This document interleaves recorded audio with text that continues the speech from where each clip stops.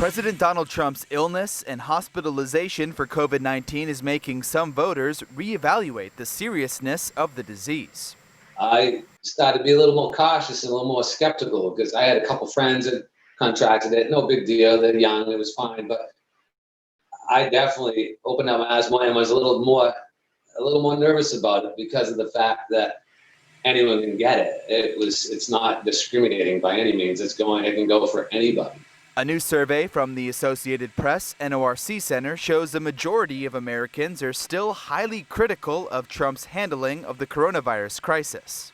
I don't see how anyone who's not living in a hermetically sealed information bubble could be anything less than outraged at the misinformation and the disinformation coming from the White House regarding 221,000 Americans that are dead in 7 months. It is what it is what we hear.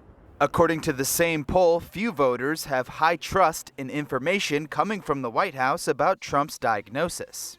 A little less known or less said is better. Again, my personal opinion, just because of portraying a weakness instead of portraying a strength. So maybe I'm sure there was some things that were held back or sugared up a little bit to make it look better.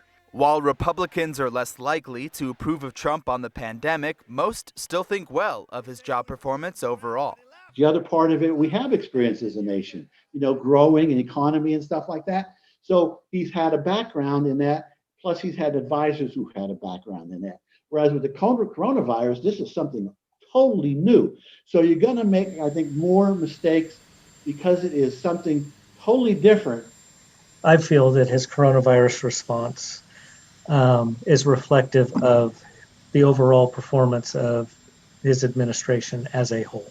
It's handled just about as well as the trade war he initiated with China, with his restrictive immigration policies, with his treatment of refugees and immigrants at the border. Nathan Elgren, Associated Press.